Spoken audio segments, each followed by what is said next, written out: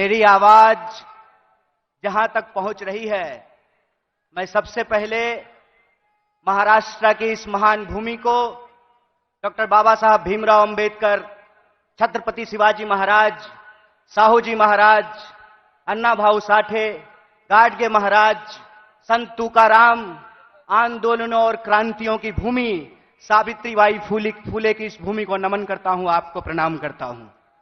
साथियों, बिना किसी औपचारिकता के मैं सम्मानित मंच का अभिनंदन करते हुए आप तमाम भारतीय राष्ट्रीय कांग्रेस के एक एक कार्यकर्ताओं का, समर्थकों का, मतदाताओं का, देश के कोने कोने में किसी भी माध्यम से इस कार्यक्रम से जुड़े हुए कांग्रेस परिवार के एक एक सदस्य को पार्टी की स्थापना दिवस के मौके पर हार्दिक बधाई देता हूं, आपका हार्दिक अभिनंदन करता हूं। दोस्तों, ये हम सब के लिए बड़े गर्व की बात है कि देश की सबसे पहली और सबसे पुरानी राजनीतिक दल, जो एक राजनीतिक दल नहीं है, जिसने आज के भारत का नींव रखा है, उस पार्टी का हम स्थापना दिवस मना रहे हैं। यह हमारे लिए गर्व की बात है। जब हम अपने पार्टी की स्थापना दिवस मना रहे हैं तो हमको कुछ बात अपने दिमाग में, अपने जहन में उतारने की जरूरत है। सबसे पहली बात यह है कि जब हम नागपुर में यहां मना रहे हैं तो जो लोग नागपुर को संघ भूमि बनाना चाहते हैं, उनको हम चुनौती देना चाहते हैं, जब तक कांग्रेस पार्टी जिंदा रहेगी, जब तक इस देश में एक भी कांग्रेसी कार्यकर्ता जिंदा रहेगा, अपने रक्त के आखिरी कतरे तक नागपुर को संघ भूमि नहीं, दीक्षा भूमि बना करके रखेगा। इस बात को याद रखिएगा। इस बात को याद रखिएगा कि जिस देश में हत्यारों का गाना गाया जा रहा है, उस देश में महात्मा गांधी पैदा हुए हैं, और महात्मा गांधी ने जिस पार्टी को बनाया है, जब तक वो पार्टी जिंदा रहेगी, तब तक आप इंसान को इंसान से नहीं लड़ा सकते हैं। हम बोलते रहेंगे, रघुपति राघव राजा राम, पतित पावन सीताराम, ईश्वर अल्लाह तेरो नाम, सबको सन्मति दे भगवान। हम यह तराना गाता रहेंगे, इस बात को याद रखिएगा। और जब आज हम पूरे देश को यह संदेश देना चाहते हैं भारतीय राष्ट्रीय कांग्रेस की तरफ से कि हैं तैयार हम, तो किस बात के लिए तैयार हैं हम तैयार हैं इस देश के संविधान की रक्षा करने के लिए। आप तैयार हैं कि नहीं हैं? इतनी जोर से आवाज लगाइए कि यह आवाज नागपुर से दिल्ली तक पहुंचनी चाहिए। आप तैयार हैं कि नहीं हैं? हम तैयार हैं इस देश की जमहूरियत को बचाए रखने के लिए। हम तैयार हैं इस देश में कमर तोड़ महंगाई को समाप्त करने के लिए। हम तैयार हैं इस देश के नौजवानों को रोजगार मुहैया कराने के लिए। हम तैयार हैं महिलाओं के ऊपर होने वाले अत्याचार को समाप्त करने के लिए। हम तैयार हैं आजाद देश में आजादी की रक्षा के लिए। हम तैयार हैं, यह हमारा संकल्प है। और जब हम इस संकल्प को दोहरा रहे हैं तो एक चुनौती भी हम लोगों को समझना पड़ेगा भाइयों। चुनौती यह है कि आप में से बहुत सारे लोगों को एक अनुभव हुआ होगा कि जब आप किसी पॉकेटमार को ट्रेन में पॉकेटमारी करते हुए पकड़ लेंगे तो पॉकेटमार इतना चालाक होता है कि वही जोर से चोर चोर चिल्लाना शुरू कर देता है।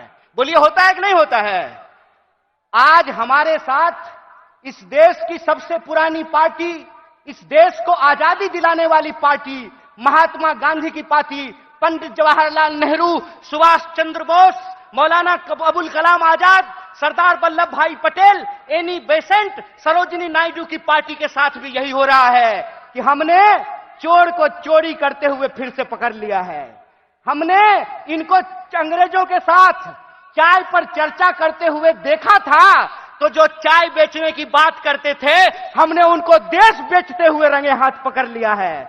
और जब हमने उनको देश को रंगे हाथ बेचते हुए पकड़ लिया है, तो पॉकेटमार को जब पकड़ लीजिएगा तो वो चोर चोर चिल्लाने लगेगा। वो कहते हैं कि कांग्रेस इस देश में भ्रष्टाचार लेकर के आई।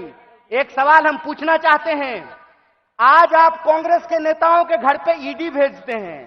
परसों जया शाह के पिताजी से वही कांग्रेस का नेता अगर फोन पे सेटिंग कर ले तो वो ईडी जो है अपना रास्ता कैसे भूल जाती है, वो पता कैसे भूल जाती है? इसका मतलब यह है कि जो पार्टी देश की पार्टी है, उस पार्टी को देश के आम लोगों के नजर में बदनाम किया गया है। और देश के आम लोगों के नजर में इसलिए बदनाम किया गया है कि अगर आप कांग्रेस के प्रति अपनी भावना छोड़ देंगे तो देश में कोई आपकी बात करने वाला नहीं रहेगा। इस बात को याद रखिएगा। इसीलिए इस मंच से मैं आप तमाम लोगों से एक बात की अपील करना चाहता हूं कि हे कांग्रेस के कार्यकर्ताओं, जब आप चाय की दुकान पर बैठते हैं, जब आप ट्रेन से यात्रा करते हैं, जब आप बसों में चलते हैं, जब आप खेतों में चर्चा करते हैं, दफ्तरों में चर्चा करते हैं, तो एक बात को याद रखिएगा, एक बात को याद रखिएगा कि सामने वाला जब आपको जलील करता है ना, तो वो आपको जलील करने से पहले अपने मां बाप को जलील कर रहा होता है, अपने पूर्वजों को जलील कर रहा होता है। क्योंकि कांग्रेस पार्टी इस देश का इतिहास है, वर्तमान है और इस देश की आम आवाम का भविष्य है। यह बात हमको समझना पड़ेगा। हमको समझना पड़ेगा कि कांग्रेस पार्टी अंग्रेजों से लड़ करके इस देश को आजादी दिलाई। आजाद भारत में पहली बार ऐसा हुआ कि दलितों को और ब्राह्मणों को बराबरी का वोट का अधिकार मिला। आजाद भारत में पहली बार ऐसा हुआ कि महिलाओं और पुरुषों को बराबरी का वोट का अधिकार मिला। आजाद भारत में पहली बार ऐसा हुआ कि राजे राजवाड़ा का वोट भी एक और नाली में उतर करके गटर साफ करने वाले का भी वोट एक, ऐसा भारतीय राष्ट्रीय कांग्रेस स्थापित करके आई। मैं कहता हूं कि जिस पंडित जवाहरलाल नेहरू को लोग आज संसद में खड़ा होकर के गालियां देते हैं, याद रखना मेरे दोस्त, अगर पंडित जवाहरलाल नेहरू नहीं होते तो झूठ ही सही तुम ये बात आज बोल नहीं पाते कि एक चाय बेचने वाला भी देश का प्रधानमंत्री बन सकता है। कांग्रेस का इतिहास ये है कि हम इस देश की आम आवाम के लिए लड़े थे, लड़े हैं और लड़ेंगे। इसीलिए माननीय मल्लिकार्जुन खड़गे साहब अपने 50 साल के राजनीतिक इतिहास में एक कांग्रेस के आम कार्यकर्ता से भारतीय राष्ट्रीय कांग्रेस के राष्ट्रीय अध्यक्ष बने हैं। यह है कांग्रेस पार्टी का लोकतांत्रिक इतिहास, यह है इस देश का इतिहास। इसीलिए आप तमाम कार्यकर्ताओं से मैं अपील करना चाहता हूं कि आज जो देश की हालत है, जिस तरीके से किसान आत्महत्या कर रहे हैं, जिस तरीके से हर घंटे नौजवान आत्महत्या कर रहा है, इसीलिए हमको इस संकल्प के साथ चलना पड़ेगा कि ये हमारी कांग्रेस है, हम सब की कांग्रेस है, यह हमारा देश है, हम सब का देश है और इसको बचाने के लिए अपने शरीर के आखिरी खून के बूंद तक हमको संघर्ष करना पड़ेगा। तो आप बताइए, चुनावी हार जीत अपनी जगह पे है, देश बचाने के लिए, संविधान बचाने के लिए, सबको शिक्षा के लिए, सबको काम के लिए आप तैयार हैं कि नहीं हैं? अगर आप तैयार हैं तो आखिरी बात बोल करके मैं अपनी बात को खत्म करूंगा। हमारी रगों में उन पूर्वजों का खून बहता है जिन्होंने इस देश को अंग्रेजों की 200 साल की गुलामी से आजादी दिलाई थी। जब हमारे पुरखे अंग्रेजों की टैंक से नहीं डरे, जब हमारे पुरखे बलिदानियों का इतिहास बनाया, जब हमारे पुरखे फांसी के फंदे को हंसते हंसते चूम लिया, तो तुम एक बात जान लो भाई, तुम्हारा जो फ्रंटल ऑर्गेनाइजेशन है ना, ईडी और सीबीआई, उससे हम घड़ी घंट नहीं डरने वाले हैं। आप लोग डरने वाले हैं क्या? तो इस देश की बचाने की लड़ाई में सबको शिक्षा के लिए, सबको काम के लिए और इस देश के हर आवाम को बराबर के आत्मसम्मान के लिए आप संघर्ष करेंगे कि नहीं करेंगे?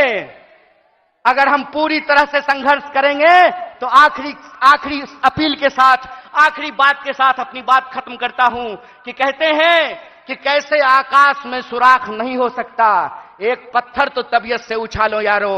अगर कांग्रेस का एक एक कार्यकर्ता आज भी गांधी को अपने दिलों में बसा करके सड़कों पे निकल जाए तो इनको हम सिर्फ हराएंगे नहीं बल्कि एक नए भारत के सपने का निर्माण करेंगे। इन्हीं शब्दों के साथ एक बार पुनः अपने पूरे नेतृत्व को धन्यवाद धन्यवाद अदा करते हुए और हमारे नेता मुकुल जी को धन्यवाद अदा करते हुए आप सबका धन्यवाद अदा करते हुए अपनी बात को खत्म करूंगा। शुक्रिया। इनकलाब जिंदाबाद। जय हिंद, जय भारत, जय कांग्रेस।